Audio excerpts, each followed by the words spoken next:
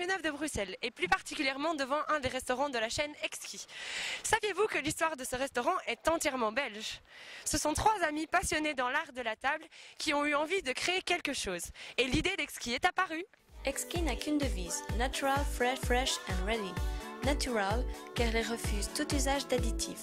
Exquis sillonne les meilleurs ingrédients saisonniers et certains sont même labellisés bio, comme le pain cuit chaque matin dans les différents magasins.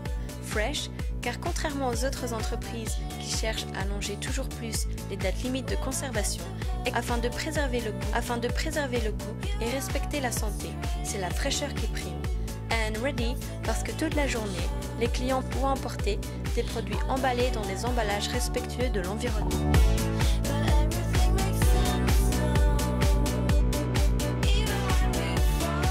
Exquis est aussi une des premières entreprises européennes à avoir calculé son empreinte écologique sur l'environnement. Exquis essaye jour après jour de réduire son impact sur notre planète avec des gestes simples et des procédés intelligents. Par exemple, elle a diminué sa température intérieure de 1 degré, s'approvisionne en énergie verte, récupère la chaleur des frigos, effectue le tri sélectif et utilise des emballages en carton, en pulpe de canne à sucre ou en biopolymère.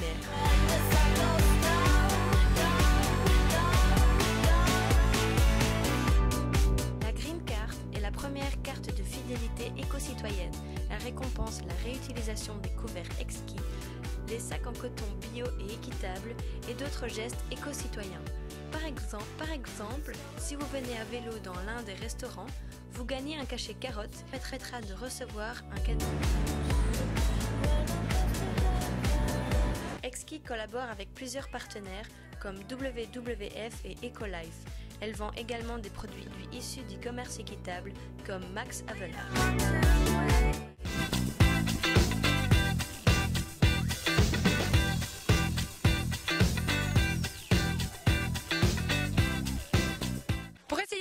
Cette tendance au vert, nous allons rencontrer Monsieur Yves Gio, un gars un peu loufoque qui espère passer son doctorat en philosophie à l'ULB. Alors tout d'abord, qu'est-ce qu'une philosophie de vie?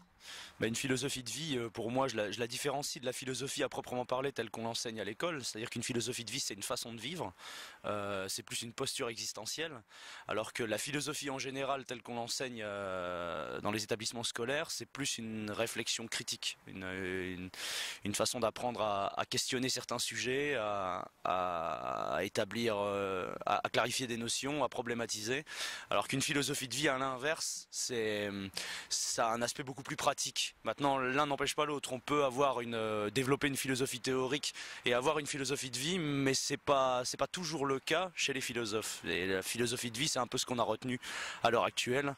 C'est ce qui est passé dans la langue courante. Les gens ne retiennent que ça, c'est-à-dire une façon de vivre qui soit en phase avec certaines valeurs. Voilà. C'est ça une philosophie de vie. Alors quels sont les ingrédients pour une nouvelle philosophie? Pour une philosophie de vie, les ingrédients sont des convictions, des valeurs. Alors la philosophie de vie, en effet, elle peut être simplement individuelle, mais elle a beaucoup plus d'importance et beaucoup plus d'intérêt dès lors qu'elle est étalée à l'ensemble d'une communauté. Une philosophie de vie à l'échelle d'une communauté, ce serait un ensemble de valeurs autour desquelles ils puissent se retrouver, quoi. Pensez-vous que l'écologie est devenue la nouvelle philosophie du XXIe siècle? Je pense qu'elle est en passe de le devenir, mais qu'il lui manque certaines choses pour être vraiment une philosophie de vie. Ce sont des valeurs qui sont à la mode, c'est clair, qui sont en phase avec de nouvelles exigences, avec les exigences d'un public de plus en plus nombreux, mais qu'il y a encore une sorte d'automatisme dans l'écologie telle qu'on la vit actuellement, c'est-à-dire que c'est plein de bons sentiments, comme on en parlait tout à l'heure, et c'est chouette, mais c'est-à-dire que les gens n'ont pas encore, à mon sens, assez réfléchi à ce qu'impliquait l'écologie. C'est-à-dire qu'il ne suffit pas de l'appliquer bêtement, il y a des modes d'existence qu'il faut changer, ça implique beaucoup de changements, et l'écologie, c'est pas simplement changer des étiquettes sur des cartons alimentaires et dire ça y est c'est bio ou ça y est ça a été élevé en plein air. Il faudrait que ça aille de pair avec une réelle information du public. Là je pense que c'est plus de la propagande écologique, ce qui est actuellement. C'est-à-dire on sait qu'être écolo c'est bien, le public sait qu'être être écolo c'est bien, mais il sait pas pourquoi. Et donc on lui donne pas les outils culturels et intellectuels nécessaires pour penser jusqu'à quelle mesure l'écologie est envisageable, comment elle est envisageable, comment elle peut être exploitée au mieux de ses capacités en allant de pair avec l'économie qui est la nôtre, parce qu'on fait pas d'écologie sans que ce soit en phase avec l'économie d'une époque et d'un pays. Et tout ça est absent. Donc je pense que pour que ce soit une véritable philosophie de vie, au sens noble du terme, qu'elle aille de pair avec à la fois la posture existentielle que je citais tout à l'heure, mais à la fois avec une réflexion critique et qui puisse ne pas être stérile. Il faudra encore que les gens s'approprient un peu plus certains concepts.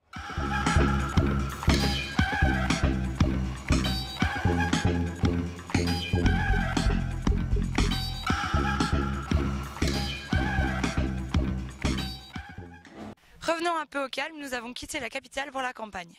Vous aussi, vous pouvez réduire votre empreinte écologique sur la planète. C'est ce qu'a voulu faire M. Marchand en investissant pour des panneaux solaires photovoltaïques sur le toit de leur maison. Qui a dit qu'il n'y avait pas de soleil en Belgique ?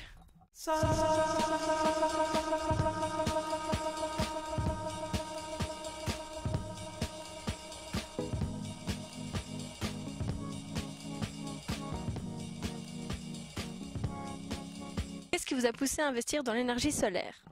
Dans l'énergie solaire, dans les panneaux solaires en tout cas, bon, c'est une question bien sûr d'écologie, mais il y a également une question de coût et de rapport qualité-prix aussi. Puisque bon, moi je suis assez, je dirais écologique, non pas dans le sens du terme politique, ça c'est tout à fait autre chose, mais je pense qu'il faut penser à nos enfants et à l'avenir, et ça, en ce sens-là, ben, les panneaux solaires peuvent être une belle réponse pour l'avenir. Ce que ça peut rapporter, ce que ça coûte aussi, puisque bien sûr il ne faut pas se leurrer, c'est un coût fort important, un investissement, mais qui est très rentable, parce qu'actuellement, quand vous voyez ce que vous avez sur les carnets de dépôt, il est plus intéressant d'investir dans des panneaux solaires que dans un compte à terme ou un compte en banque. Et en termes de bénéfices nets que vous faites par an, qu'est-ce que ça vous rapporte ? Mais, tout d'abord, le courant produit par ces panneaux solaires, c'est un courant que je consomme, mais que je ne vais pas chercher à l'extérieur. Donc le courant qui rentre dans ma maison, en venant de l'extérieur, celui-là il me coûte un montant de base plus un montant de 21% de TVA. Tous les courants que je produise ne me coûtent pas de TVA puisque je les produis moi-même. Et le surplus est injecté dans le circuit, dans le réseau. Donc, sur un an, j'ai pu évaluer ma production électrique. La production électrique est de 5400 kW, qui est quasiment la consommation que j'utilise sur un an. Bon, il faut toujours bien sûr prévoir une production un peu moindre que la consommation que l'on a, puisque ici en Belgique, le courant que vous produisez en plus n'est pas payé par les sociétés d'électricité. Contrairement en France, où quand vous produisez plus, ben la EDF et les autres vous payent ce courant que vous produisez entre eux. Est-ce qu'il faut spécialement du soleil, ou alors ça marche aussi sans soleil ? Voilà, ça c'est une excellente question. Donc panneau photovoltaïque transforme la lumière, non pas seulement les rayons de soleil, bien sûr, c'est quand même beaucoup mieux, transforme la lumière en énergie électrique. Tandis que le panneau solaire, ça peut être un panneau pour le chauffage, pour le boiler. Donc en fait, c'est un circuit d'eau ou de liquide qui est chauffé par le soleil et ce liquide vous produit de l'eau chaude. Donc c'est tout à fait différent. Les conceptions sont tout à fait différentes. D'un, vous avez une production électrique, de l'autre, vous avez une production d'eau chaude. Et pensez-vous que l'écologie est devenue la nouvelle philosophie du XXIe siècle ? Il faut de toute façon bien sûr y penser parce que bon, les enfants, quand vous en aurez certainement aussi, ben, vos enfants, il faut qu'ils aient un monde dans lequel ils puissent encore vivre et voir un avenir beaucoup plus clair. Mais il faut toujours penser écologique, essayer de consommer moins, regarder ses consommations, limiter les déchets que vous faites, mais il y a beaucoup de pistes qui sont en fait aussi génératrices d'emplois pour l'avenir aussi. Ça, voilà, la Minute Philo c'est fini pour aujourd'hui, mais ne vous inquiétez pas, on revient la semaine prochaine pour de nouvelles aventures philosophiques. Bye bye.